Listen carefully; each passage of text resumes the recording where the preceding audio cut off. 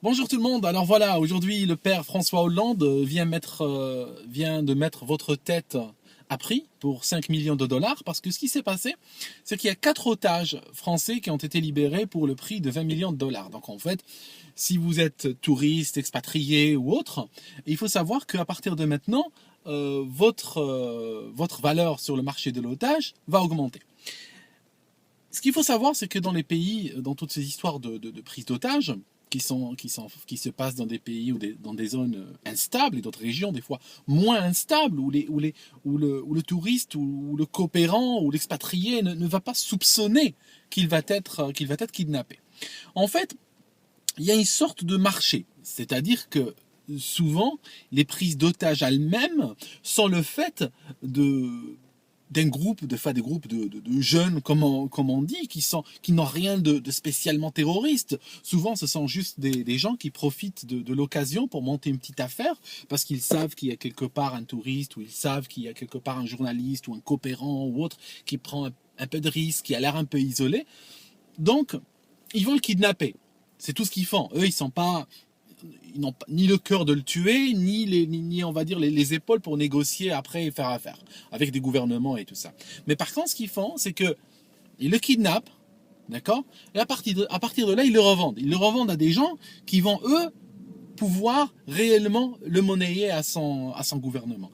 Et en fait, plus un gouvernement est enclin à payer, plus ça va créer une demande pour ce type d'otages. Par exemple, en Irak, les otages les plus demandés étaient les otages américains, parce que ça avait un impact, si vous voulez, quand les terroristes les tuaient, ça avait un impact médiatique énorme. Donc en termes de portée médiatique, ça valait plus à la rigueur que l'argent. Ça permettait à certains groupes de réellement se faire reconnaître sur la scène internationale juste en tuant un otage américain. Donc pour eux, c'était comment dire en anglais, un incentive. C'était une raison, une motivation pour acheter l'otage au groupe qui l'ont kidnappé.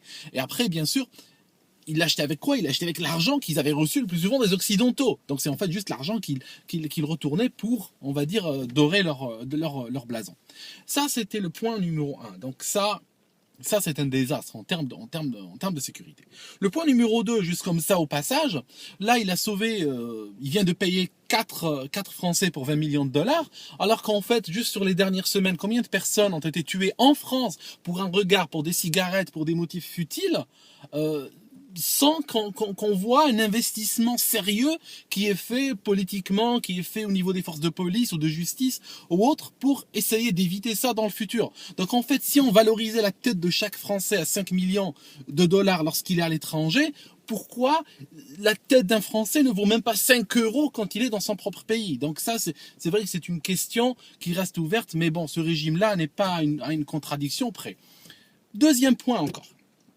Il y a beaucoup de gens, enfin il y a la presse qui arrive un petit peu avec comment dirais-je, leur pornographie émotionnelle et tout ça, pour montrer cela. Ce qui va faire croire à énormément de gens que Hollande est en train comment dire, qu'il a libéré ses otages dans le but d'en faire une affaire de marketing, dans le but de on va dire, se montrer comme étant le sauveur, le protecteur des Français et tout ça. Eh ben non, c'est pas vrai, c'est pas du tout. Il n'a pas fait ça pour ça. Moi, aujourd'hui, ça me rentre pas dans la tête. Il faut bien savoir qu'on a affaire à des gens extrêmement pervers. Ça, c'est très important.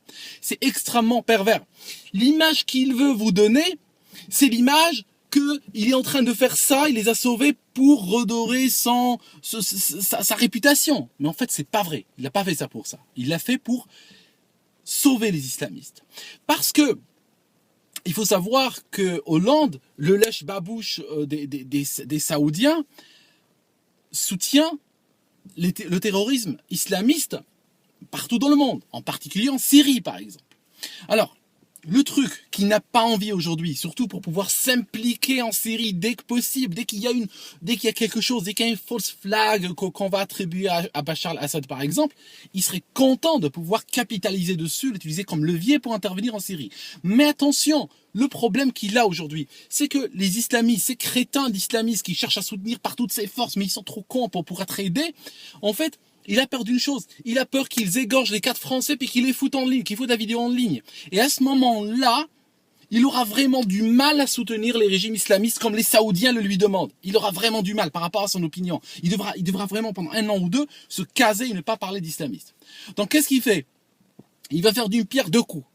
Il va dire aux islamistes, ok, je vous donne 20 millions de dollars et donnez-moi ces crétins. Donc il va prendre ces Français des mains des islamistes pour éviter que les islamistes ne fassent une connerie en termes de communication, pour éviter que les islamistes ne dégradent leur image encore plus dans l'opinion française. Donc voilà, résultat numéro 1 atteint. Les islamistes vont, on respire, les islamistes vont sauver la face. Et deuxièmement, il leur donne 20 millions de dollars. De toute façon, il est en train de le soutenir avec l'argent des contribuables. Même en Syrie, il le fait. Il les soutient avec des armes, il les soutient avec de l'argent, avec la logistique, il les soutient politiquement. Donc voilà, il fait d'une pierre deux coups. Et aujourd'hui, vous l'avez remarqué, je pense que pour moi, là c'est privé, là ce que je vous dis c'est personnel, je ne pourrais pas vous le démontrer, il y a un faisceau de présomption qui le montre, mais c'est très difficile à démontrer par A plus B.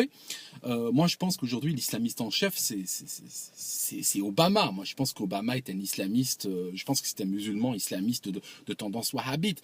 Il a de plus en plus de mal à le cacher.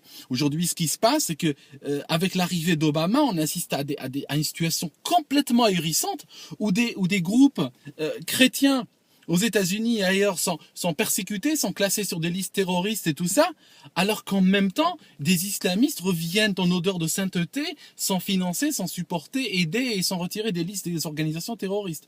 Donc en fait, à mon avis, l'islamiste en chef aujourd'hui, c'est Obama, même s'il va pas le dire pour ne pas choquer l'Américain moyen. Voilà, ça c'était ma réaction aujourd'hui, mais en tout cas, ouais, ça va pas aller parce que on vient de donner 20 millions de dollars à un groupe islamiste inconnu et donc ça leur permettra de financer je ne sais quoi, enfin le djihad contre vous pensez bien avec votre propre fric. Hein. C'est vrai que les islamistes, moi j'ai parlé des fois à des islamistes, bon pas des gens de ce niveau-là, mais je veux dire des gens un peu brainwashed qui considèrent que le fait que l'Occident les aide à faire la guerre contre lui-même est une sorte de message divin. Pour eux, c'est un miracle divin, c'est un miracle d'Allah.